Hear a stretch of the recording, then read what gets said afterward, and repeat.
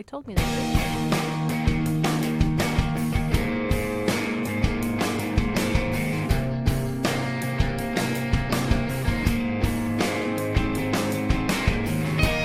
This is the time, this is the place, and this is FC3's Monkey Business, your one-stop shop for everything geeky. And since anything can be geeky, if you love it enough, you never know what you're gonna get. This is your host, I am C. This week we have our favorite gaming guru in the studio. Help us welcome back Dan Reamer from the Gamestitch team as we talk about the future of gaming after the break. So that's going to be some good stuff. We're going to jump right in on that. So happy new week, everybody. Ray, how you doing way down there at the other end of the table? He's back. This is the nicest you've ever been. I mean, it's like you're far away. I can't even pimp slap you from this one. That was the whole point. Yeah, there you go. But that mic is weak, so make sure you get right in on it. That's why I'm sitting as close as I am. There you go. And everything new and good in your world? Yeah, I'm actually working on a new piece right now. For the hashtag team? Yeah. Okay. It's a review of Violet Evergarden, an anime on Netflix. Okay. Working on that piece. And, Not familiar with it. Is it something that I would like? I think you would like it. Okay. She is a person that worked in the war. Okay. Can't really tell which war, but I think it's We'll just use the war. The war. Yeah. A war that I think it is somewhere in between World War II. Okay. But their version. Gotcha. And she lost both her arms, so now she has mechanical arms, and now she works for a mailing service as a doll, where she writes the letters and stuff like that. Interesting. So it's really good. So Very cool. I'm writing that review right now for them. I'm gonna send it off. All right. Hope and pray they like it. Good luck with that, brother. Keep us posted on that one. Also in the studio is our buddy Tony's here. Hi. Tony, you are in range for pimp slapping, so be careful what you say today. Yeah. The true form of firing. Fire 4, bam! Ow. Tony and I had a lot of fun last episode. Oh, Yes, I know. we Last did. week you two were like doing your bromance thing. What the Yeah. hell is that all about is what I want to know. Oh, it's back again. Is it back again? The thing is, yeah. Do I we haven't need to have seen like a Ray separate in, studio like- for you two? Yes, we do. Okay. You do. I mean, you give me and Tony a separate studio. You never know what could happen. Yeah. Hey, Billy, do we have any cheesy disco music? Oh, I gotta find some. I'm cheesy disco music right now. It's gonna be a side piece. Tony, do you want to be my side piece? Oh my stars! I'm not sure how my girlfriend's going to feel about that. Stars. But he's turning all kinds of red over here at the moment. I am. There it is. Just for There you, it Tony. is. Love it. Thank you. Y'all are insane. Well, that's why you hang out with us. Yeah, that's true. That's really I'm it. insane, too. Now, see, this is when I would introduce Tanya, but she walked out of the studio because I think she knew it was. I don't want to say coming, but so she was. Tony what was does. transpiring? Wow, this podcast went right off the rails immediately. Dan, aren't you so happy that you're back in the studio with us? Well, I like to think that some of this is my fault. I like to think I bring He that. is in between us. And he is shirtless. Ooh, man. Perfect. As 20 listeners just drop off. This gets better, I promise. This will get better. This has been the last Tanya, time I've been here. you missed a lot of fun. Oh, no, I heard some of it, and I just chose to ignore it. How are you, Tanya? I'm doing pretty good. Are you doing good over there? That is Yes, nice to hear. I except for the appreciate fact that I'm having issues with my internet service. Oh. Well, you have a modem at home that's older than I think one of your children. Yeah, She's got to calculate. Close No, enough. It's 2011. It's only 8. Okay, yeah, but it's almost as old as one of your children. Your other child is 10. So yes, he's I'm gonna be almost 11. there. No, but my other modem was 2001 to 2011. That one Do was. you see how people just argue with me over the stupidest You things? see how she had to calculate? I mean, it doesn't It's change the really fact great. it's an old modem. You should Yeah, probably get it's it replaced. There, Yeah, that's the so thing. it is dropping my internet in the process of in the middle of my World of Dropping it Warcraft. like it's hot. World of Warcraft game is like got disconnected. Like, "Ugh." I'm trying to get my dad to like replace the modem because ours is like about 8 years old. Is Okay. the modem dying, So- or is it just your service, do you think? Both. Well, I think I'll say I this think publicly. Spectrum sucks. I think the modem is having issues. I'm paying for 30 megabytes per second. Is that Yeah. accurate? And I'm getting 20 because that's all that the modem can handle. Yeah. Yeah, you need an upgrade. Just like I upgraded my gaming desktop, but I realized that my phone, if my phone is near my speakers, it causes. Yeah, I know that. I know what you're talking Whenever about. you and I are video chatting while we're That's playing World why. of Warcraft, it's just it's like there's constantly grinding on the microphone. Is what it sounds like. And it's because my phone, in regards to being near the speakers, causes It's just this. picking that up. And I think that's what happened with my laptop because You my just phone need was near Discord. it. Okay. Discord. It's Well, I think we just need to chat in game rather than Yeah. using a Facebook Messenger to chat. Yeah. Yeah. We like using Facebook Messenger because we'll do video chat and then I'll make faces at her while she's trying to concentrate Fair on enough, something. fair And, And it I'm like distracts sitting her there and like it's- this and whatever. And then she looks over and she sees me going. And I like out of the corner of my eye because I'm looking this way and my phone's over here, so I don't. Yeah, and it's just like. I was holding my hoodie closed, right? She looked over and I went flashed, but I was wearing like all sorts of T-shirts and stuff. So I was like, "Hi!" She's like, "Wait, what the hell?" Yes. Billy, Yes, sir. how are you, my friend? I'm good. I'm very good. I'm glad to hear it. Anything interesting in novel recently? Just been watching a lot of TV, to be honest with you. You know, How's your head? And my head's much better. In the winter time, there's nothing wrong with that. Seriously, it's just parking on the couch and watching TV all day. I had a week of doing that. I finished Sabrina, which we discussed last week. Right. And now I'm really looking forward to starting the Umbrella Academy. I was just told about the started Umbrella. I watched the first 2 episodes Yeah. last night. Any good? Yeah. Oh, Is it's it hook you amazing. quick? Did anybody read the comic? Or, No, I've never read the Never comic. read the comic. Take some liberties, but Okay. most of these Now, what- adaptions will. What is All right. it from? What It's was a comic called The Umbrella Academy. Gerard Oh. Way from Gerard the Way, band You know- My Gabriel Chemical Bach. Romance. someone had said? I don't know who. I had done something on Facebook. I think it might have been Jason Ferguson or whatever. Said, "Oh, I'm watching the League of Extraordinary Gentlemen." Nope, the Umbrella. Yeah, it's kind of the So- same thing. So that's what I'm just like because I saw a reference to that in the last couple Umbrella days. Academy is under Dark Horse. Yes. Okay. I'll have Which to give it they're a- known for some good stuff. A dysfunctional superhero family getting back together. Gee whiz, go figure that trope out. So I'll have to give it a look. It sounds like something up my alley. I'm already on the 5th episode. and I'll tell you what it's I've been really keeping good. track of is I've been adamantly watching Star Trek Discovery. oh, That's the one thing I've okay. been watching I'm lately. actually 1 episode behind on that right now. I am loving Isn't that the this newest one? show. 12 seasons behind on that right That's the now. newest one, right? That's the newest one. Yeah, Oh, Star- the CBS All Access one. of a season and a half. You're 12 seasons behind. Good job, Yes. Tanya. Nicely done. All right, you're fired. Anyway, To make, You don't have the power I'm to still do the vice that. president of this You company. still to don't make have Chris the power. proud, I that- started a little while watching longer Star yet. Wars not that long ago, and my Yeah. mom proud. And I kind of like some of the Star Wars now. Uh-huh. So I want to, kind of branch out and see what else is Yeah. out there. My friend recommended the new Star Trek. Let me tell you, especially in this recent season, season 2 is only about 4 or 5 episodes long so far. And they don't drop the whole season like Netflix will. So they are going to put out an They're episode a smart. week. All right, so they keep you coming back every week to watch the same thing. I have heard on several occasions that Star Trek Discovery is not, quote unquote, not real Star Trek from all the people who like to complain about pretty much everything. Right. What define real Star Trek? Well, that's the thing. Here's my commentary on it. If you have watched season 1, yes, season 1 had some different things going on. They have a little more edge, a little darker tinge to it, but they still have some of the premises underneath.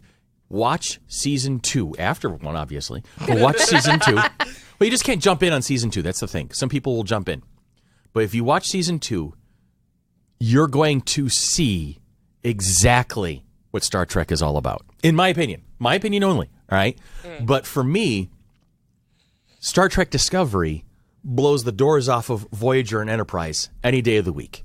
Any day of the week. All right, twice on Sunday. And it adheres to the feel of it, the core of it. If you're looking at what they're trying to accomplish Right. and do, this is the sequel to the original series that I've been waiting for 40 years. So No, thoughtful about trying to find new societies or different cultures and It's that not type really. of They're thing? not doing the whole exploration into the unknown so much. But there's a lot of soul searching going on. There's a lot of Okay. analysis of how relationship. There's a lot of talking about the history. There's a lot of showing how the tensions between the Federation and the Klingons, ebbed and flowed, Okay. ebbed and flowed. It shows some background to characters that we've always known in Star Trek lore, but gives them some new life, new breath. they're investigating this overreaching plot line right now. This overall arc for season 2, they're investigating it at the moment. See, this sounds like something I'd be interested in, as opposed to the movies, which I've never been a fan of, the Chris Pine movies. You know, and that's a shame because I thought that the J.J. Verse movies were great. I didn't think they were like the most amazing Star Trek movies ever. I think I would have enjoyed them more if they weren't called Star Trek. It's a possibility. I've heard that. We can. You know what? We can. There's a podcast. Another podcast. Yeah. There's a podcast. I think we probably already discussed it. We have, but I'm always happy to go back to it. I will only say one thing on Star Trek Discovery. One, that's new. I'm really glad they redesigned the Klingons to have hair again. That was really bothering me last season. We don't talk about that. But that's those are the nitpicky details that people get lost in. Oh yeah, no, I understand that. And the real naysayers that drive me the most insane are the ones that are like, why doesn't everything look like the original series? Come on, you should make it all look like the original series. Why does the Enterprise have to look like this? Why does this have to look like that? Why are they doing that to the uniforms? Because it's 50 years later, guys. Come on. Technology and special effects. Even a bad special effects budget in 2018 is going to be tremendously better than the special effects budget in 1968. Right, so give it a freaking rest. Check your brain at the door, shut the hell up, and watch the story. Additionally, by the way, Brendan Toogood, you're still a moron. Anyway. Now, as somebody who's never seen a Star Trek. Who's what? How are you on this podcast?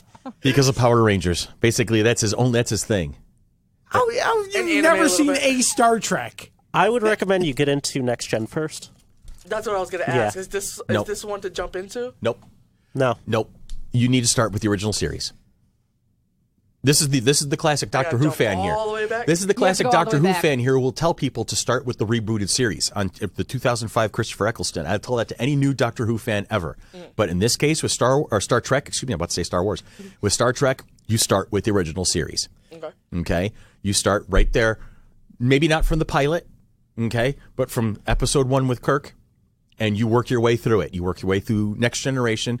You work your way through Deep Space Nine, the movies. Get all the movies in, all of them. Even the first one? Even with V'ger? Even the motionless picture. Well, okay, Star Trek's 1 and 5, the movies, you can pull those out of the list and toss them aside. 2, 3, 4, 6, and then the Next Generation movies. Yeah. And then the Chris Pine movies. You can skip Voyager and you won't miss a beat. Okay. Yeah, you can skip Enterprise. They're in Delta Quadrant. You can skip Enterprise, and which I'm sad about because Enterprise I thought had a great premise and had great potential, but got screwed.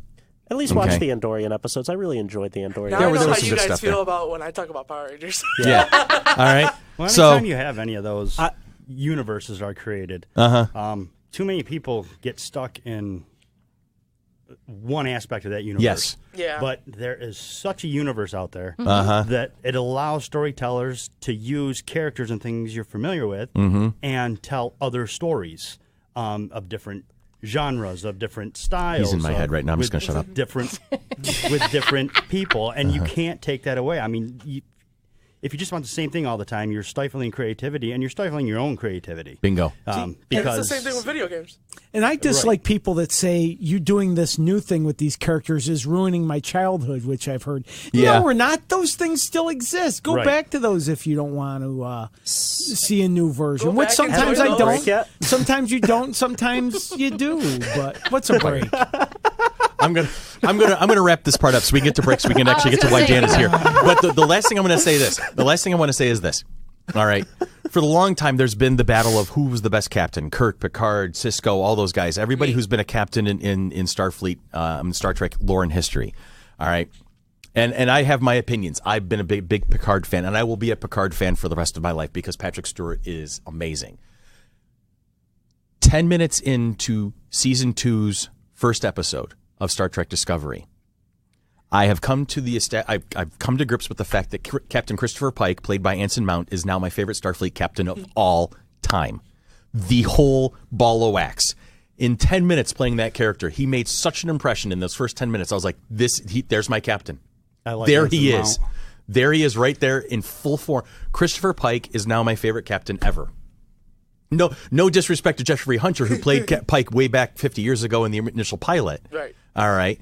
But what Anson Mount did with the character in 10 freaking minutes, just the presence and the way he carried those lines and the way he carried seasons. It was amazing. And so that's the hill I'll die on when it comes to Star Trek. Christopher Pike's my captain. from here on in. Love to Picard, but Pike's my man. Anyway, so that being said, and that's a podcast and a half waiting to happen. Oh, yeah, I can only definitely. see the requests on the Facebook. Now you got to talk about this. Yeah, no, seriously. Not that anybody ever requests anything. You're all listeners, but you never talk to us, so talk to us, please. We love talking to you back. We're just going to talk to ourselves now. I do that all the time when I'm home. We're not crazy. They know you there. Yes. Okay, let's go to break. We're going to go to break. Comedian Henry Cho has some thoughts. Nice. This is how dumb he is. One time he's riding my car, and I flipped on the turn signal, and he just went, "What's that clicking noise?" Hey, your car's making like a clicking noise. You're an idiot. You know, on Star Trek, where it says, "To boldly go where no man has gone before," Jonely thought boldly go was another planet.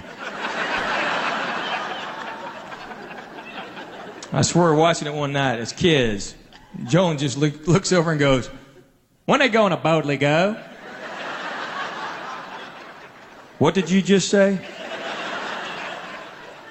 "They ain't never been to boldly go." "Why don't we hang out?" Says Joan Bonely from Bodley Go. I can't make that up. I am not that smart. He is that dumb, he's a daddy. Oh, my God. Man, a true digression right there. Oh, well, you know, that's when we're at our best, is when we're going off, because it's organic. We're just just talking and talking about how we feel about things. That's all good. So that was a fun first act. I haven't had one lively in a while. I feel like Sherry's going to yell at us later. Nah, Sherry's going to be fine. I think she's going to be rooting for us at the moment. She's just true. So, producer Sherry, we love you. We miss you, Sherry. We love you, Sherry. So anyway, the real reason we're here today is to not discuss Star Trek. Although, as you can tell, I will do that at the drop of a hat. But we do have our old friend Dan Reamer is here with us from the Gamestitch crew. He has been with us in the past, and we hoped he was going to come back, and here he is. He's braving us for another round of talking about what is going on. So how you doing, man? I'm doing good. How are you guys doing? Oh, we're having more fun than we know what to do with. There's no such thing. No such thing. Can always have more. Thanks for having me back, by the way. Oh, I love it. I love it. It's always a good time when you're around, brother. I always like being in this big studio compared to my podcast when I have my little desk and my little tiny room. Yeah. My little tiny... With your milk crate. Closet. Yeah, I I feel professional, kind of. Well, we are trained professionals. We've read 2 articles, and because of Patreon, we make about $50-$60 a month. Mm-hmm. Nice. Something like that. So we're getting paid, and we've been trained, so we are trained professionals. This is awesome. And anyway, digression. So Dan, enlighten us. You've got a whole lot of stuff you wanted to talk about. Oh, yeah. And so tell us about the future of gaming. What's new and what's exciting? Oh, I'm excited. There's all kinds of stuff.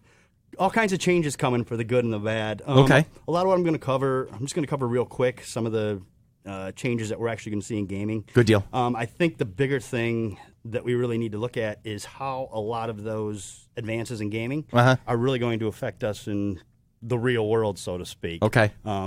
Particularly VR and Are we on the verge of Ready Player One, where you have your little rigs with the cords? We're not quite there yet, but we can come up with our own little LARP versions of it, I suppose. Nice. I could definitely see us being there in like the next 10, 15 years. Yeah, probably a little longer, but yeah, you're eventually, yeah. Yeah. Basically, to start with, our consoles, if we're looking at the future of gaming, your consoles are going to change. Hate to tell you that, but hardware or physical software is going to be gone. Okay. So it's going to all be digital downloading. Downloads. Everything's going to be digital. We've already seen a lot of that with Game Pass, Microsoft Game Pass, PS Now, Steam. Epic just started a store. Verizon's going to start a store. Apple's going to start a game store. There's all kinds of them. What I'm interested to see what happens, and we're already starting to see it in the TV and film streaming, but it'll be interesting to see if over time those same companies, say WB or any of those that own gaming developers as well, have those games coming only on their services. Much like we're going to see with DC. Yeah. That's a definite possibility. CBS, stuff like that. Yep, I think that's a ways off. I feel like gamers will try it. Gamers, they will. But then again, gamers riot at the drop of a hat, so... Yeah, gamers riot at everything. Well, let me add, I see the paradigm where, okay, we used to get everything under one umbrella, and now to get WB stuff, I got to go to this and here to here. So there's where the cost is going to come in. But doesn't the elimination of overhead help at least make something a little bit more cost effective for the consumer? It does, which brings me to another change. It's funny, you led right into that. Thank you. See? It's like you live in my head. Danny, you and I have... Trust me, you don't want that. No, it's all right. It's just as scary in mine, man. But I also think what you're probably going to see over time, we've already seen Nintendo and Microsoft have recently kind of come into where they're working just a bit together. And doing some different things. Sony's still the outlier because they're the winner. The winner doesn't ever, they can look down from their pedestal and go, yeah, good job, guys. And that's what Sony's doing. It's just what we do. Exactly. Those things aren't going to stay on top. Right. Sony's not going to stay on top forever. But I think over time what you're going to see as we make that transition to streaming, you're going, because right now about 27% of your costs go to a retailer. Okay. What you're paying for a game, a retailer keeps 27% of that. Okay. Then you've got boxes. Then you've got artwork. Then you've got marketing. Then you've got the actual physical manufacture of those things. So now you're talking another, $10, $15. I think what you're going to see over time is developers are going to get together with all three, or however many there are at that point, consoles who are originally, our Sonys, our Microsofts. You're going to pay one price for a game, say it's $30, and that'll be a standard. That'll be a new standard because it's stream only. But you're going to get a code. You'll get a digital code. That code you'll get 3 codes essentially. Okay. One for each of those systems. I see. Okay. Crossplay is going to be a thing. I think you're going to see the fact that exclusives, with the exception of studio exclusives, Sony exclusives, Microsoft exclusives. I think those will probably always have a place, and those are going to continue to sell consoles. Does it be like the microtransactions in game or something like that, or is that something else entirely right now? What's that? Like the micro, that's something different. That's something different. Okay, I'm not even in the right ballpark at the moment. Gotcha. Yep. Are you thinking that like the Sony PS4 that comes bundled with a specific game? Is that going to be like that was part of like that bundle price of whatever? Think like Halo for Xbox. Yes, Halo is a Microsoft exclusive. Halo is a Microsoft. It sells Xboxes. Yes. People will buy an Xbox to play Halo, or to play Gears of War. People buy PS4s to play Spider-Man, because that was the only one that came out on it. Spider-Man, God of War, your Nathan Drake games, Uncharted games, those kinds of things. Those sell systems. Gotcha. And then, of course, we've got Mario and Zelda for Nintendo. Those games will continue to sell those systems. But third-party developers and publishers, your EAs, where they traditionally come out across like all... Blizzard that will go across... Yes, essentially what you'll see is you'll pay for, say I pay for, we'll say Warcraft 12. Because that's something that will definitely happen. Yes, but what you'll do is you'll essentially be paying for a code to access that game. That access will allow you access across all the systems it's available on. That's going to cut costs for developers. It is going to, retailers at this point will probably be, GameStop's about on their last leg. I don't think you're going to see them, I think, as you know them, in another 5 years. I think they last year they filed for some form of bankruptcy. They actually tried to sell themselves, and a couple of liquidation companies were interested, and then said no. So if a liquidation company won't buy you, you probably don't have a whole lot of history. You don't have a whole lot of future left. Yeah. Gotcha. So you're going to see those things go away. What you will see begin to pick up also is VR and AR. We've already seen some AR and VR. AR is augmented reality. Augmented reality. Okay. Your Pokemon Go. Gotcha. There's a Walking Dead game. That's augmented reality, but uses your surroundings as part of the game environment. And then, of course, VR, virtual reality, where we put on the headset and all that. Your HTCs and your Vives. Which is actually not epileptic friendly for all the people who are epileptic. That's true. It's your PSVRs, those kinds of things. Those are going really now. Virtual Boy was around 20, 25 years ago. Failed horribly. Horribly, right. VR's been around for a while, but VR as we know it, to where it's actually functional, is in its infancy. There's nowhere to go but up with it, and it's going to continue to come up. Yeah. You're going to see the VR audience grow as it becomes more affordable. There's just no way around that because of the technology, because of what you can do with it, how it feels to be in that game. And augmented reality we're also going to see because it's going to allow, for one thing, it's going to be a lot easier on developers. They don't have to develop near as much because most of what they need is going to be already out there in the environment. Right. So they don't have to worry about textures and settings and things. That's going to come down to the power of your phone. Your mobile Your phone mobile or device. your mobile tablet, whatever you're playing it on. If the power's there, augmented reality is going to pick up. It's also going to be much more affordable as well. Okay. So those games will be cheaper. Developing them will be cheaper. That's probably the way you're going to see people start to go, especially developers. And as we are not slowing down at all in life as far as taking time. We're constantly on the go. Yeah. This is going to allow us to have our entertainment in small bits. Nintendo's already started to go that way with the Switch. You can take that with you and play it in 30-minute intervals on the train on your way to work. So you're going to see a lot more. The AAA stuff will always be there because there is an audience for them. And physical will always be there as well. AAA stuff. The big budget. Okay. Kind of like your big budget movies. Those are your big budget Gotcha. games. Think like Call of Duty or... They come out every year and sell gazillions of dollars. And those are always going to be there because there's always going to be a call for them, and those people are always going to play them. They won't go away. Like the Madden 20, the Madden, Yes.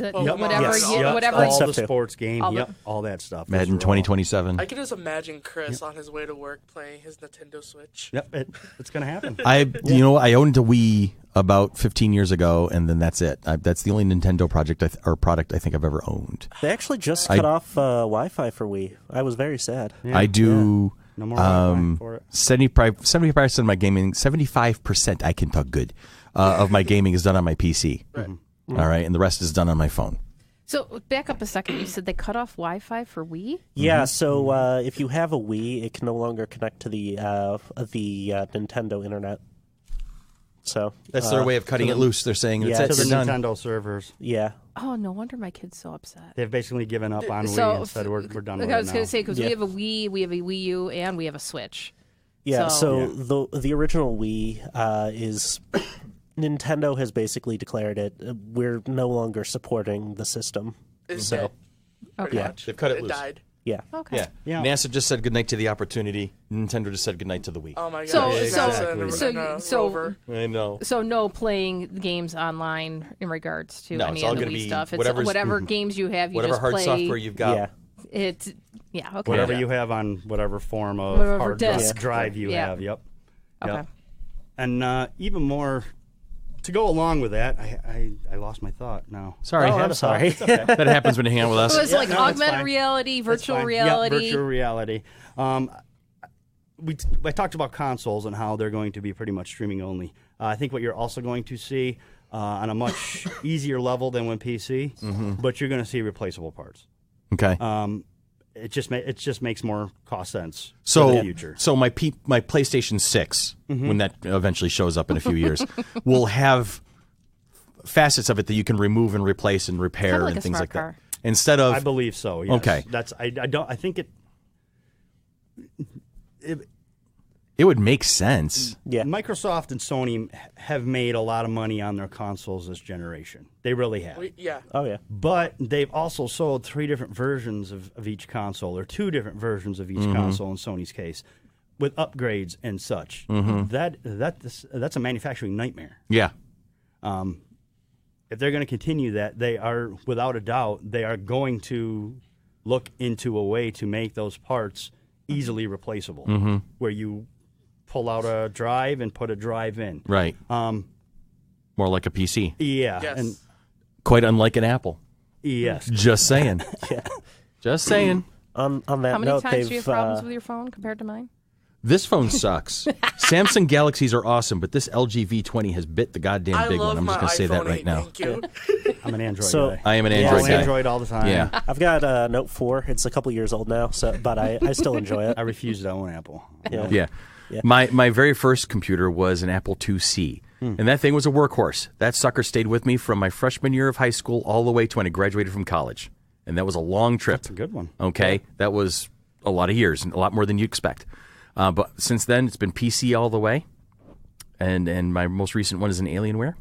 And the next one I'm going to hand build again because I'm going back to hand building again, sharpen those skills back up. But you want that expandability. Oh yeah, you want that expandability. You want to be able to, and if something fails, you don't want to toss the whole damn thing. Yeah. You want to be able to just say, okay, go This into is and the repair. part bad part out, good part in, back to work. Yeah, and it's like he said, there are 3 systems for the Xbox. Right. So if something fails on your Xbox One, your Xbox One S, or your Xbox One S Scorpion, I think it's called, you're screwed. Yeah, you've just spent $900 for nothing. For nothing, and then Right. you have the PlayStation 4, which I have, or the Or the PlayStation Pro. 4.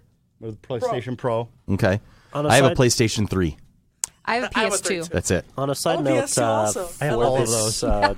for this discussion, I read somewhere that the major manufacturers like Nintendo, or at least Microsoft and Sony, are moving towards using the APUs from not Intel, AMD. What's Yes. APU for those that are ignorant to So an computer speak? APU is a CPU that also has an It's an auxiliary processing unit. no, for it the- actually. Actually, I think that's what it stands for. It is. It. And he also runs the Quickie Mart on The Simpsons. Yeah. Thank you. Apu. Yeah, it has. Get a Slurpee?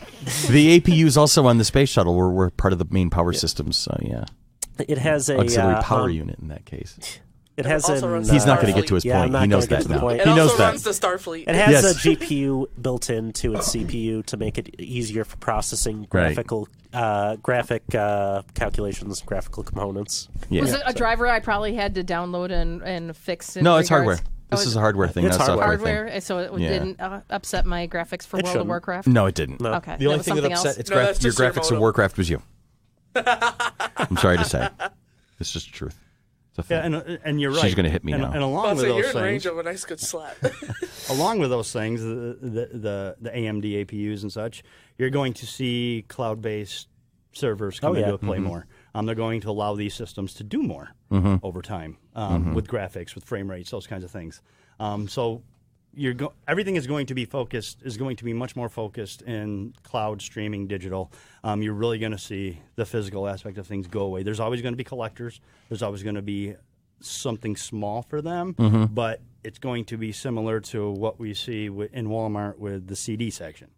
There's not music stores anymore. Now, if you either try to find it online or you probably don't find it out and about. It's not one of those that you find in the wild anymore, unless you're going to a vintage shop, an antique shop, something like that. So a lot of that's going to go that way, and that's just as far as the entertainment part. The part that I'm really excited about is some of the innovations you're going to see with AR and VR, particularly in the real world. VR, especially, consider this. VR is a virtual representation of an environment. Right. Right now in medical school, you've got Oh, wow. Okay. people who work on, they have 4 cadavers, and you've got 25 students. What if you had a virtual cadaver? Each student puts on a headset and Goes to work. In the meantime, you've got your professor, your trainer, whatever you want to call him, educator. He's looking in augmented reality at this whole field. He's looking at everything that everyone is doing through AR, all in real time. It cuts down on costs. Yeah. Cadavers aren't cheap. No. It cuts down on efficiency and time. You're going to have more efficiency, better time, because you've got everybody doing the same things at the same time. So you're not only looking at the entertainment aspect of VR, but you're also looking at the practical aspect and the future powers of it. All these gaming throughout the years since the first video game was ever created was in the early 50s. NASA created it. just a little rocket ship took off. You could control it. That's a game. But the gaming industry has always been at the forefront of, because they can develop new technology with no consequences, with the exception of money. There's no loss of or fear of failure because it's never been discovered yet. But you don't have to. You got to be careful. You don't want to train your doctors on something that you're not sure is going to work. Right. But if you want to just stick it in the hands of some 8-year-old sitting in front of his TV, we're all good. But that gives you that allows you to assess what these programs can do and perfect them for the real world. Yeah, no, I'm understanding that. Yeah, Think of a general uses augmented reality, real time. He can look at his battlefield. That's AR. If he's got a problem with a particular soldier down on the battlefield, he can go into a VR headset and be in that guy's head, be in that guy's, be him, see what's going on. So there's all of these practical applications that can happen. These are going to happen. I mean, they've already begun to. It's used in VR is used right now by a number of psychologists and psychiatrists because it allows people to face fears without a real consequence. You can create their fears in this virtual world and force them to face it. It's obviously, I'm not a psychologist, so it obviously doesn't work that way. It's probably not here's snakes, go snakes, go play in them. Yeah. But but in all training aspects, what VR does is we learn through failure. The problem is sometimes in the real world, failure means horrible consequences for somebody. So this gives you an opportunity to experience these things without the risk. And that can be anything. Yeah. That can be you build a skyscraper in virtual reality and it falls down. Why did it fall down? You can look at the physics of it. You can look at the physics of all that. You can look at the engineering of all that. But you can apply that practically through actually doing it without those actual consequences occurring, which is what some have argued. I don't know if it's true or not. I don't know how I feel about it. I'm kind of on the fence. But those consequences are what stymie innovation. Okay. No, I understand your point. I mean, we've innovated beyond any culture in history. Right. Just in the last 50 years, if you look at it. Probably the last 25 years. But there's a good argument for that. Yeah. But there are always going to be, in the real world, consequences. If you can minimize the consequences, or even better, take the consequences away, what are the potential for learning? Right. Think of what you could innovate if you didn't have to worry about anything. Now, don't get me, there's psychopaths out there that don't worry about anything. I understand that. That's a different tack. But and also, we don't want to talk about Tony in front of him like that. Sorry, Tony. I'm sorry, Sorry, guys. I didn't mean to bring it up. Yeah, we didn't want to. Now, do we go from having a console in the living room attached to the main TV to I'm going to need a 4-bedroom house, 1 bedroom for myself, 1 for the kids, and 1 for my VR? I don't think so. The only way that would ever happen, I think, is if like a deep dive kind of thing. Everybody was making incredible amounts of money and there was no more disparity. Because it sounds pretty awesome what you're talking about. I want one of those. Don't get me wrong. But there's no way I can afford it. Yeah, we gave up our garage so that we could have a VR room. Right. There's no way I can afford that. Right.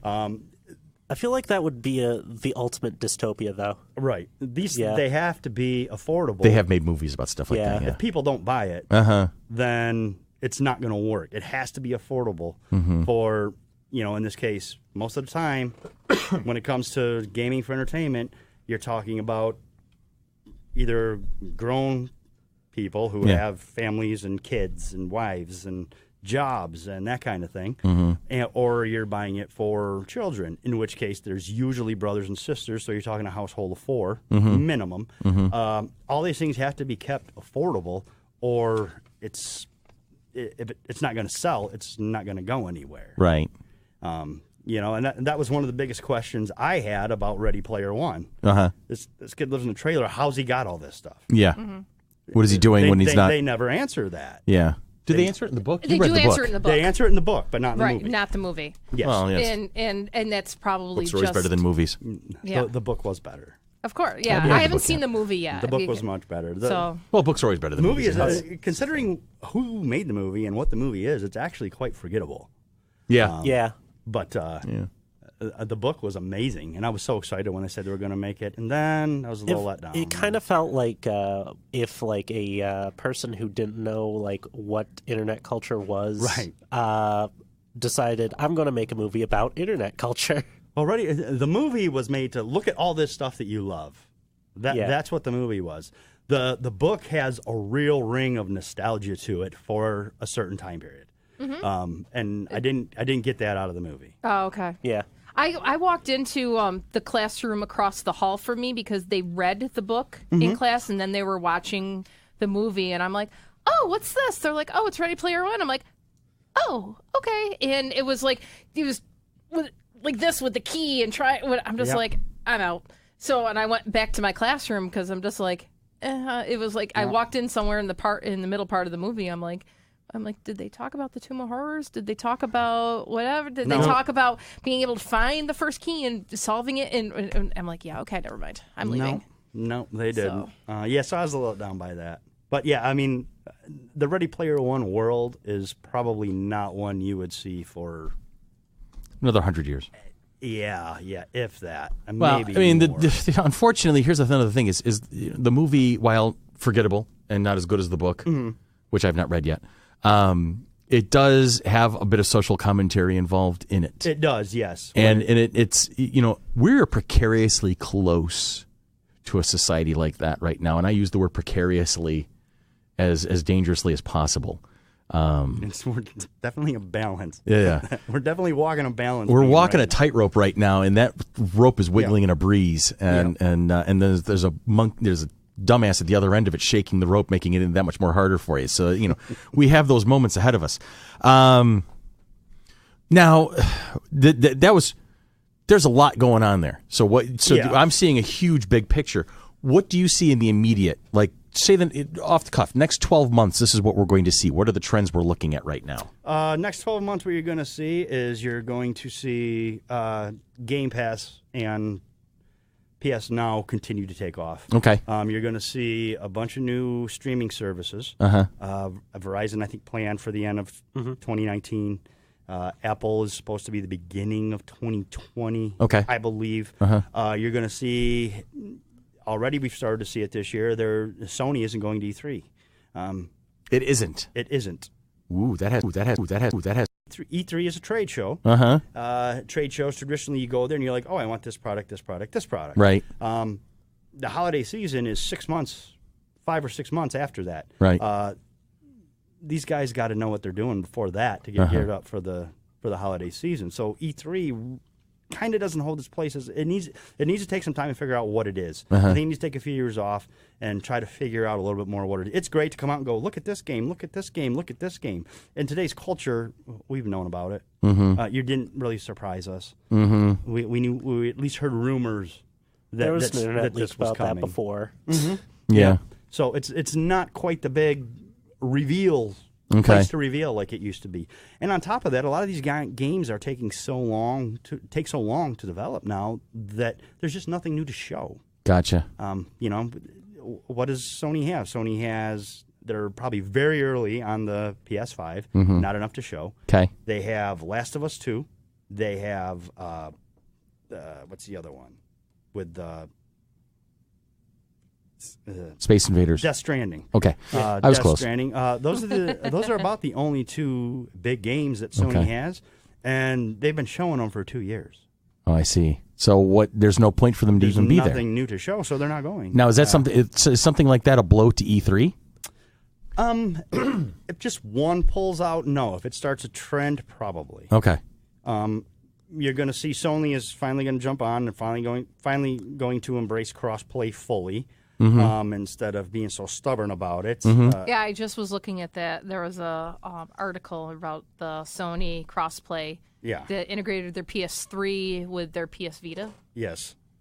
That's their cross-play for that. When I'm talking cross-play in the next 12 months, they're going to fully embrace it, playing with Microsoft and playing with Xbox. Oh, and cross-console. Yeah. Yeah. They've embraced it for 2 games after fighting it because they're on top and they don't have to. Understand that part too. I know how business works, but it's not going to fly anymore. They're going to finally get off the pot and just do it for everything, and you're going to see that trend continue throughout. I think the rest of the time. VR, I think you're going to see some really big innovations. Whether they're going to end up being gimmicks or not, I don't know. But you're going to start seeing tiny treadmill type things that you can walk on. Okay. You're going to. They actually showed them at CES this past year.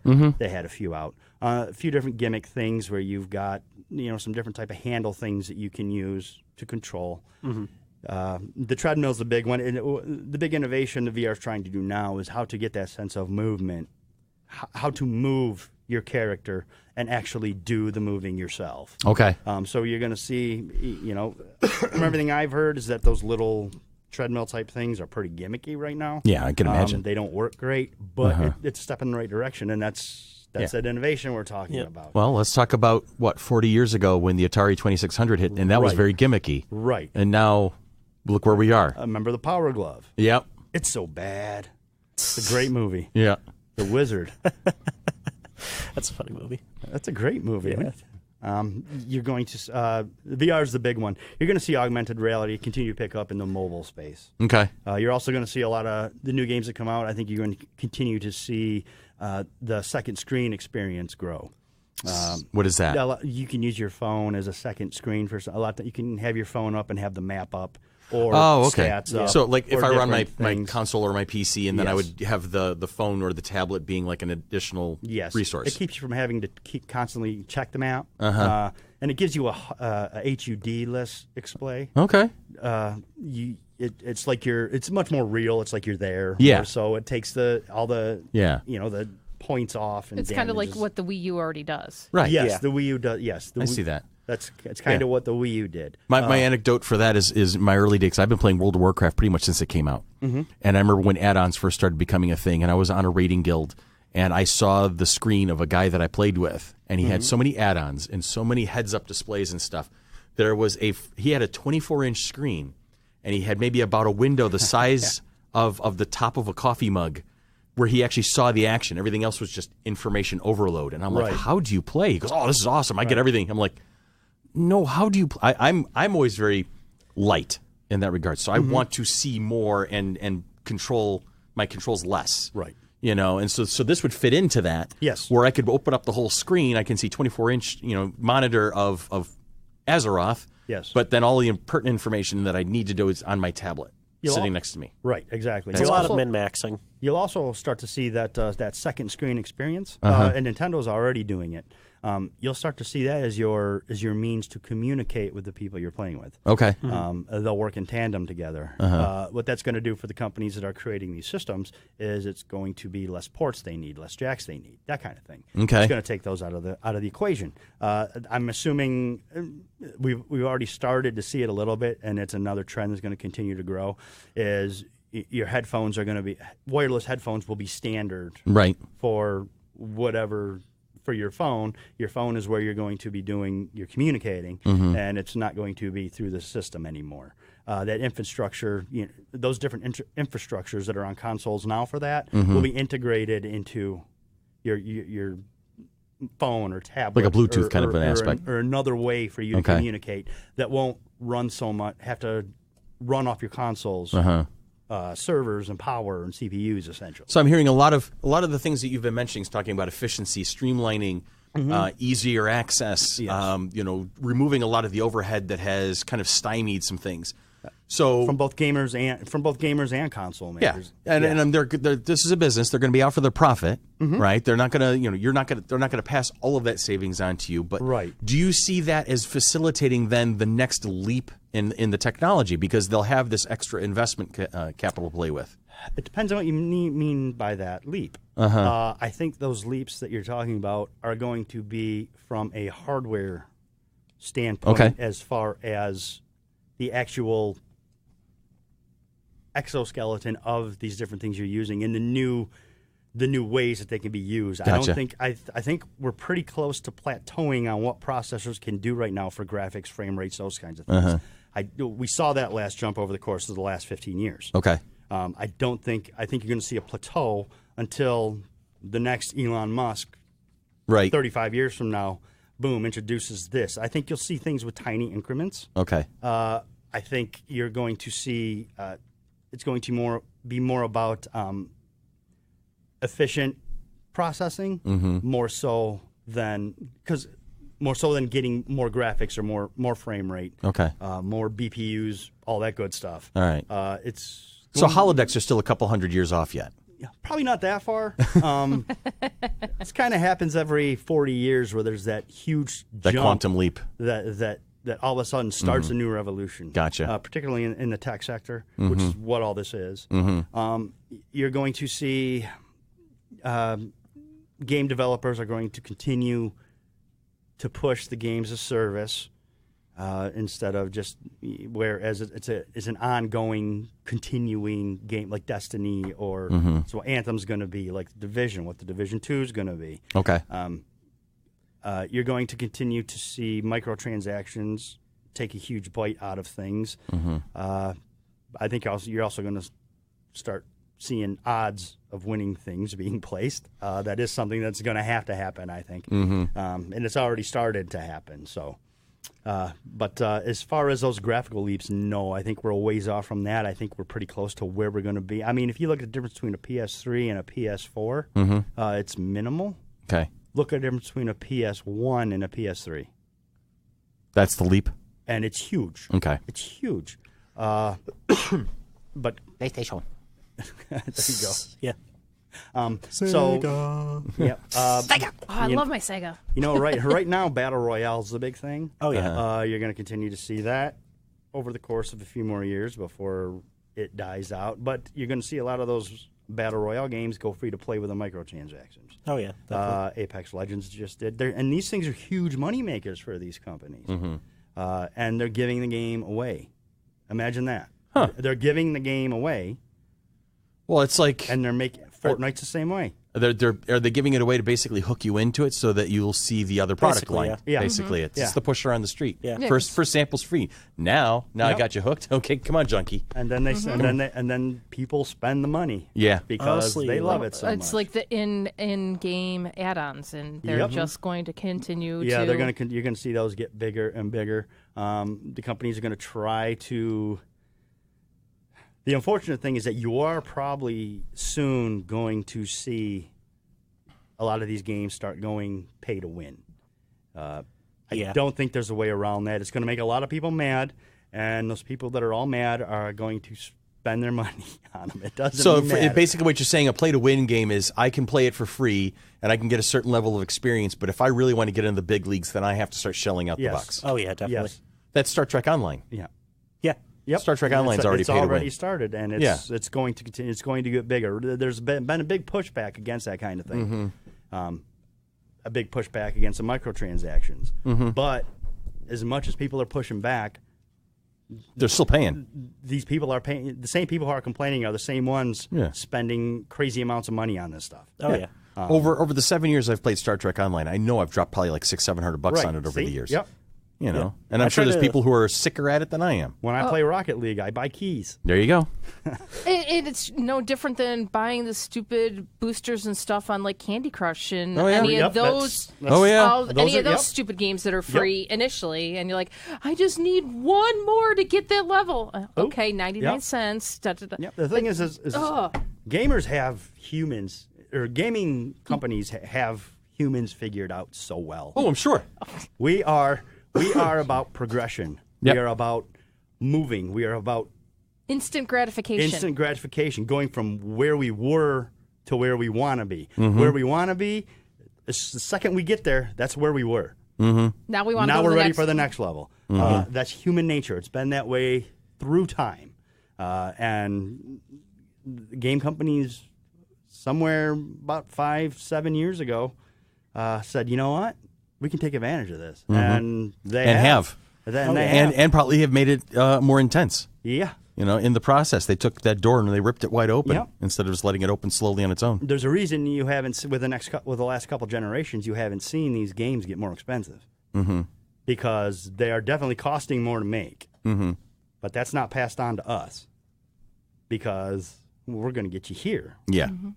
So. Well, my oldest son got an Xbox card for Valentine's Day because instead of giving him chocolates, whatever, and he's already used it to get the Madden game and then the Madden Bucks and then another thing of Madden Bucks for $1.99 and another whatever the in-game apps, and then he's like, Mom, can I buy blah blah blah blah blah? It's only $2.99, and I'm like, go ahead, type thing. I'm like, it's your money, whatever, but it's just to get.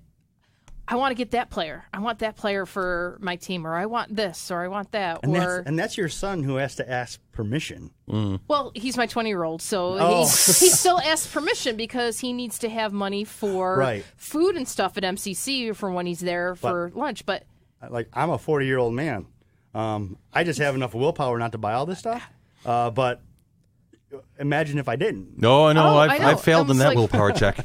Me too. I'm like, I bought Chris's kid a Blizzard card for both Christmas and his birthday, and he's crushed both of them already. And he's like, "Thank you for the Heart of Aspects." And therefore, when I bought Ian his card, I bought a card for myself, and I'm like, "Thank you for my Heart of Aspects" type thing. And it's getting harder and harder to resist that pull towards buying stuff because when you start playing the game, you're given basically nothing, and you see players who are like, I'm like, I want to be able to turn into the Drake like his character. I'm like, and I see everyone else do. I'm like, I want that ability. How do I get that? How do I get that ability? Well, and what they do now is I've already explained that to you twice.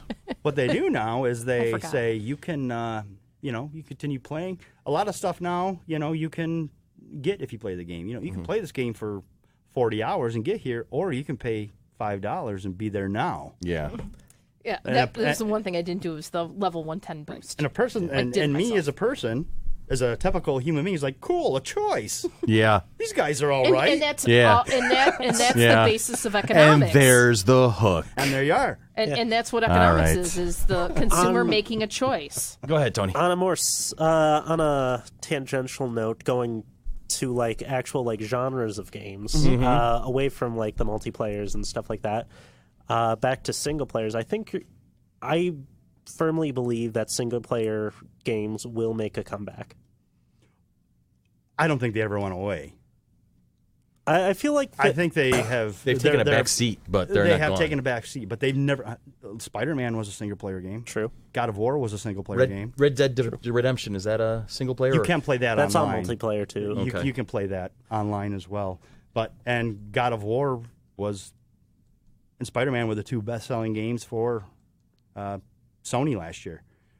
They're both single player games. Single player experiences. I don't think they ever went away. I think with the rise of multiplayer and everybody wanting to be involved with multiplayer, that the developers themselves kind of went away from those. I think, but the ones that hit hard. Horizon Zero Dawn. There's a number of single player games that have done well, and the developers who kind of went away from those have noticed. So you're starting to see those come back. A lot of what you're seeing is single or co-op experiences. I think give you the option. Again, it's a choice. Yeah, I'm really excited for a rebirth in the RPG genre, especially with the classic Western RPGs. You're seeing the Outer Worlds coming out next year? Yes, and I'm really excited for that because it's something. It's a rebirth of the Western style RPGs you saw with Fallout New Vegas and the original Fallout games. Yeah, so they're all of those are they were kind of, like I said, they were ignored for a little bit. Yeah. But all those are coming back because they realized, you know what, this is something people want. Yeah. And we need to make those, or else those people won't buy those. Yeah. I'm really hoping that BioWare takes a note there and makes their next Mass Effect game like that. Like the first one? Like the first trilogy. Yeah, yeah. Andromeda wasn't bad, but it was. Yeah, I actually was able to play it recently. I recently upgraded my computer. Okay. And I was able to play through it. I didn't mind it. Probably a 2 playthrough type of game for me. Mm-hmm. But it's not like a game I could sit through and play through multiple times like the original Mass Effect. Right. Yeah, me either. To wrap up, probably the most important thing you're going to see in the future is the bad rap that gaming gets is going to start to wane. Yeah. People are really starting to notice that, you know what, this kid plays, why should your kid play 30 hours of video games a week? I don't know. Why do you read for 30 hours? Right. Why do you binge watch on Netflix for 30 hours? Yeah. It's entertainment. People are starting to realize that. And as these things start to, and as people are starting to realize that, and they're starting to realize some of these practical applications that can occur, they're really starting to see gaming as an entry point to innovation. You're really starting to see, you still have some of the really old schoolers who, you know, gaming's responsible for the downfall of society. Yeah. Everything bad gets blamed on that. Don't listen to those people. They're morons. Yes, they are. They don't know what they're talking about, and they don't have statistics to back them up. They're just cherry picking. But I've had a number of conversations with my own family members who, when I was younger, you game all the time, blah, blah, blah, blah, this, that, the other things. Now that I have grown up and know a little more, I'm like, look at this controller that Xbox just came out with, this adaptive controller for people with disabilities. Look at this, look at AR, VR. You know, well, it's also the social aspect, I think, is a big thing as well. We recently, I mean, we talk about D&D a lot because we're all avid players here in this panel for the most part, and how it's gone mainstream in the past 2 years. It has. And we've talked to Jeremy Crawford about it. We've talked to a lot of different people about it, and we're watching how it has risen from being that social stigma, the four nerds in the corner hiding away, so that nobody knew they were playing, to now, these popular A-list actors are talking about their experiences, and there are, it's in the mainstream. So, this is the same thing. Right. It's the same thing. There are pros and cons. There are going to be people who abuse it. There are going to be people who misuse it. But there's going to be a bigger thing that has always been kind of seen, always been kind of experienced, where it's a shared experience. It's shared entertainment, informational. It's social. There's a lot to it, rather than just the guy with the braces in the corner going, "Hey, I got level 10." So that's a thing. Stuffing Cheetos in his face. Stuffing Cheetos in his face. and down in a Mountain Dew. What my assistant Andy just sent me something earlier, and I think hang on a second. It was Sir Isaac Newton died a virgin, and the response was, "That's what you get for inventing calculus." Yeah, it's but the geek shall inherit the earth. It really will, and this is happening as we speak. So we also have the most fun. We do. Oh yeah, tell all of the stories that we get to tell, all of the different kind of stories that we get to tell. So that's a thing. That's a thing. Well, dude, awesome. So that's the future. That's the future. He's our futurist. He's our Tony Stark. Did you know that? Dan Reamer is Tony Stark. No, don't is do he that. Is he the billionaire philanthropist? He'd love to be. Yeah. He would love to be. I'm pretty sure of it. I'd love to be all those things. What are you out of the suit? No one. None of the above? Nobody. Nobody knows the trouble he's in. I don't have a suit at this point. So. Yeah. All right. Well, thank you, dude. You're welcome. And thanks for having me. Absolutely. Always. And we're going to have you back again. Okay. So whenever we can get a chance. I'll be around. I'm not going anywhere. You the man. When we come back. So, Billy, when we come back, we're going to do our events and business and question of the week. Excellent. Let's go to break with comedian Dan Soder talking about video games. Nice. I love it, Billy. I still play video games because I ain't got no wife to tell me what to do. One of my friend's wives, she's just like, "You're 33. You should stop playing video games." I'm like, yeah, you have a DVR full of the Real Housewives of some city I don't care about. You're gonna watch 7 hours of cat-faced women throw wine onto each other. Last Tuesday, I won a Super Bowl. Little respect, okay? Yeah, it's better. I think video games, depends on what kind of lazy you want. We're all just laying around looking at our phones. That's what life is now. Sometimes I get scared, so that's why I play video games. I know, I get scared by McDonald's commercials. McDonald's is starting to sell its food as actual food. That's very off-putting. All their commercials now are like McDonald's. Now it's real. Oh, boy. What was it? Don't worry, it's real now. Yeah, I've been putting that in my body for 30 years. That's why I like Taco Bell. I'm like, Taco Bell, are you real food? Like, nah, crunchy. Like, all right. It's so appropriate. Ay, Marana. Good stuff. Onward and forward to Act 3, events. We have but one, and it's the biggin. Flower City Comic-Con 2019 coming at you like a spider monkey April 13th and 14th at the Blue Cross Arena. We have guests so far. Triple the yellow. Yellow Power Rangers. Tracy Forever Lynn. Yellow. Forever Yellow? Forever Yellow. That would be like if we had 6 or 7 of them showing up. No, that's what it's hashtag Forever Yellow. Oh, nice. That's We are actually using that. That's the ones that they use, too. I love it. Yep. All right, hashtag Forever Yellow. Tracy Lynn Cruz, Nakia Baris, and Karen Ashley will be coming to the convention to visit with you, sign autographs, take pictures, and hang out. Artist and writer Rusty Gilligan, wrestler Jim Hacksaw Duggan, actor Michael Bean, and the return of comic artist Steve Geiger will be rounding out the VIP panel at this time. We are still accepting applications for vendors, artists, writers, panelists, game designers, game runners, and others. Contact us for more information. Hey, Tanya. Yes. If I wanted to be part of the FC3 Monkey Business and Mighty Monkey Corporation, well, how would I go about doing that? Well, the first is to become a sponsor. Really? Yes, it is. I don't want to put in a job application? Well, you could, but there's a tenuous interview process. A tenuous interview process. Tedious? Tenuous? What makes it tenuous? I'm nice. I'm a sweet person. I have a disposition of an How many angel. times have you fired Tony lately? 427. Did you mean strenuous? Stressful? It could be that too. Whatever. But 428 but instead maybe? of doing a job Anyway. application for us, you could do become a sponsor. To that. We have sponsorship levels of all kinds and are even willing to create custom sponsorship packets. Please contact us at sponsorships@fc3roc.org. The next is by supporting us on Patreon. Patreon is a way to support the people who are creating the things that you love, such as Monkey Business.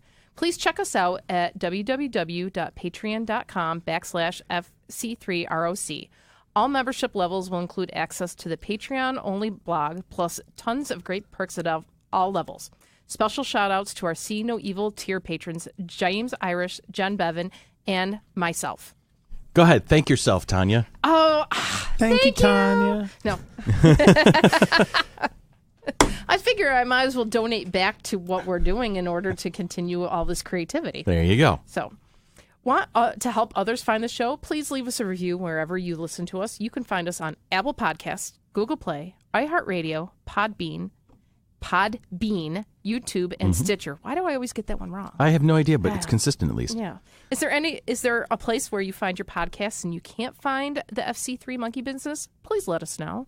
And also, please follow us on Twitter at FC3MB Podcast. And if you do, please say hi, because you know we love it when you say hi, and we will say back. How are you? Hi. Not that kind of hi. Okay. Hi. And Christopher. Yes, darling. Are you ready for the question of the week? So I have a legit answer for the question of the week. And then you have about 20 I have million. about 20 other ideas. Okay. Would you mind if I? May I? Go right Is it ahead. a I thing? was throwing it back at you. Your question of the week. Hey, Dan Reamer. Me first. Yes, might as well. We always like putting our guests on the hot seat. Dan Reamer of Gamestitch. Is it Gamestitch or Gamestitchers? Gamestitch. Gamestitch. Okay, of Gamestitch. What 2 Disney-owned characters would you love to see go head-to-head, and why? He didn't have enough time to think about this. Hades Uh-huh. from Hercules Ooh, is my hair out? versus Odin. Nice. From Thor? Like From Anthony Thor. Perkins? Yeah, because that would be the ultimate battle of Oh. the narcissistic egos. There you go. Egos. Anthony Perkins versus... And it'd be fun to watch. Who is that? James Woods. Woods, yes. Oh, James Woods and Anthony. Hades? The sass would be incredible. Those two. Oh, man. But that's just a big battle of the egos. Yes. So I think that would be fun. I agree. Because that's what I like. There you go. Oh. Bill? I've been thinking about this since we talked about it off the air, and I forgot until you guys mentioned it. Disney owns more than the classic characters. That Oh, they own a lot. They own a lot of things. So I'm going to go with Genie from Aladdin because I've been reading the Robin Williams biography right now. Okay. I'm going to pit him against Yoda. Oh my God! Oh, that is awesome. That blows anything I had it together out of the water. That's a good one. I like that. Thank Oh, man. I don't know if it's good, but That it's is just like fun. because you have like the 600 years of wisdom or 900 years 900 years year old Yoda and his sass versus Robin Williams. Come on, in his prime. in his prime. Oh my God! I think they would end up being drinking buddies, but it would be a hell of a thing to watch. All right, Tony. There's so many options. I know. I'm going to go through about 24 of them in a few minutes. Let's go. Disney World versus Wide World of Sports. There you go. On ABC. Epcot. Oh yeah, because ABC's owned by Disney. Okay. Let's see. Let's go with Obi-Wan versus the entire newsroom of any of Disney's newsrooms. It's a slaughter. That's the point. Disney-owned characters, Yeah. not Disney-owned productions. Well, all or right. TV shows or news outlets or anything along those lines. He missed. Yeah, he's rolling his eyes at me. Go ahead, T. Well, I had one earlier, but we decided that got us Ben Solo. So Yes. He was talking about. I was talking about Han Solo. Han Solo versus Leia. Versus Leia. Yeah. And you're like, well, that fight got us Ben Solo. I'm like, well, that fight got Han killed. Yes. So Really? really. Winner. Winner chicken dinner. So I don't know exactly which two Disney characters or whatever. Shall we roll through some honorable mentions? Yeah, so go through your honorable mentions while I continue to think. War Machine versus Herbie the Love Bug. Dalmatian 1 versus Dalmatian 101. There you go. What were some of the other? Oh God, Human I can't. Torch versus Human Torch versus Olaf. Yeah. That was one that I came up with. Poor Olaf. I'm telling he you. would be just toast. He would be a puddle. Bambi versus Hawkeye. Oh, that's hilarious. Well, at least Hawkeye would have something to do then. There you go. There you go. Thor versus Gaston. Yeah. No, because Gaston's like so awesome, and Thor would just come and step on him, and that would be awesome. What are some other good ones? Oh, you had a couple other ones. I did, and I can't think. I should have wrote them down. Something about the Hulkbuster armor versus Herbie the Love Bug. Yes. Herbie was featured in a lot of my ideas Yes. at that in early on. Ooh, is Iron Giant? Is that Disney? Yeah. Wait, no, it's Spielberg. No, that's different. That's Don Bluth, I think. Yeah. All right, so I can't bring out Iron Giant versus the Hulkbuster. That would not be a word. That wouldn't work. Let's see. Tony Roger Stark Rabbit. versus Pepper Potts. Tony Stark versus and Pepper would win. Here we go. Tony would only win 12% of the time. Here we go. Mulan versus Black Widow. That's That'd be actually fun. that's actually a good fight. There you go. See, I'm warming up to the one that's actually my idea. That's a good one. My actual prize winner for my idea. But Well, other then you can go and look at all the characters from Shrek and whatever version where Snow White starts using the immigrant song and all the animals come flying in from the woods and things like that. It was like one of the best things. And, Shrek versus the Hulk. Wait, Shrek is DreamWorks. Oh, it's DreamWorks. Oh, I thought he was Shrek Pixar. is DreamWorks I and thought he was not- Pixar. Yeah, My bad. Shrek is DreamWorks. Remember the whole thing about Farquaad being a allegory for Kevin or whatever his name, the CEO of Kevin Feige? Yeah, Okay. or not? Yeah, I know who you're talking about. Okay. Yeah, the guy from the Right. old CEO of Disney. But is DreamWorks part of... No, DreamWorks is separate. It's its own thing. Then how were they able to use all the They're using Disney the original source material. the not- Disney characters in there? There's some money being exchanged. Okay. There's contracts. Okay, No, so no, no. I Well, guess they're not it's- Disney-owned characters They're then. based off of like characters from the Brothers Grimm, which are in the public domain. Oh, okay. I see. So the only thing is they can't use like their Snow White can't look or behave like the Disney's. The Disney Disney Snow White. Gotcha. Okay. Does that make more sense? Yes, it does. Yes. Thank you for clarifying that on me. So. My last honorable mention before I bring up my actual answer: the Seven Dwarves versus the Avengers. Okay, That'd be funny. that would be good. It would be a slaughter, but it'd be funny as hell. But then my actual answer would be Queen Elsa versus Maleficent. Okay, that'd be fun. Yeah, because I think there would be a horsepower fight right there. Snow Witch versus Snow Witch versus Other Witch, basically. Yeah. I think that would be a pretty badass fight. I don't know. She looks pretty badass in the new Frozen 2. Do not mess with the Elsa. I'm also thinking if you want, you can replace either one of those women with Scarlet Witch. Yeah, because Wanda would go to town on somebody. So those are my ideas. Well, what if Elsa took on Human Torch? They'd have to use their brains because I know they would cancel each other out. It'd be amazing. Or we can go all the way to the beginning. Somebody had a Donald Duck. I was going to go Donald Duck versus Genie because it would remind me so much of the classic Bugs versus Daffy. Howard the Duck versus Donald Duck. Donald Duck versus Howard. I was going there just as Tony's. That was Ray's. Was it Ray's? Donald Duck versus Howard the Duck. Yeah. Is there an Uncle Scrooge feud I could like Tony Stark but not Iron Man versus Scrooge McDuck? Oh, because they're both billionaires. Yeah. Whereas Darkwing Duck versus. But Tony doesn't necessarily hoard his money, whereas Scrooge would. Yeah, good point. Howard the Duck versus Roger Rabbit.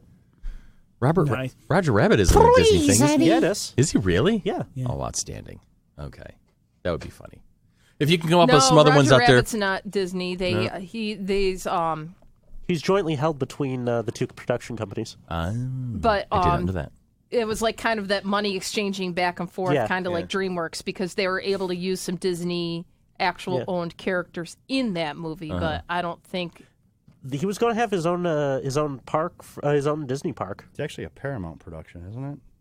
Don't they use a lot of the WB characters in it? I thought so. Yeah. Yeah, that's Roger Rabbit is WB more than anything else. But okay, what about like someone said Pumbaa.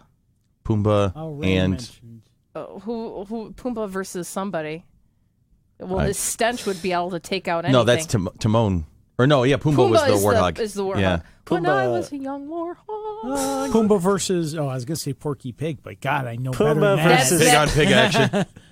Pumbaa versus the Jaguar from Tarzan. Okay. Shere Khan? Is it Shere Khan? No, that's the tiger from Jungle Book. Anyway. Now, but we definitely are like... You listening at home, if you have any ideas, feel free to throw something on us on that one. Scar versus Tigger? Scar versus Tigger. Oh! That would be interesting. Scar would not be able to keep up with Tigger. No. Shere Khan versus Tigger because they're both tigers. There you go. Shere Khan would be able to... Shere Khan would just go whack and smack him. Eeyore versus Deadpool. That'd be funny. Actually, anything versus Deadpool would be funny. Deadpool would just probably snuggle it at that point. Most likely. Oh, bother. Didn't he have like a little unicorn or something? Yeah, he did. Yes, he did. We're not snuggling the unicorn. What about Eeyore and the kid from Up? Oh, there you go. Oh, that works. That'd be funny. That works. The little one that looks like a mailman. Upbeat. Yeah. Yes. And the one that smells of prunes. In his Boy Scout uniform. Yes. That's a good one. Russell. That's his name. Russell. Yes. Yes. Now we're getting into it. And now we're getting out of it. Yes. Thank you, Billy. You took us off the hook on that one. This has been Monkey Business, production of the Mighty Monkey Corporation, purveyors and producers of the Flower City Comic-Con. Coming at you April 13th and 14th at the Blue Cross Arena. Follow us on Facebook, follow us on Twitter, follow us on Instagram, follow us wherever we go, and we'll lead you to where the entertainment is. You all have a great week, and we'll see you again next Wednesday. I just want to quickly announce we will be at the Blue Cross Arena on March 3rd. Yay. Doing our promo night. So come hang out with us. That'll be fun. Should get a game dev. Dum, dum. Did it get in there? Dun, dun. It's still rolling. Oh, keep talking if you want. No, keep going. No, keep going. because after that last comment, I don't really want. I gotta go now. Bye-bye.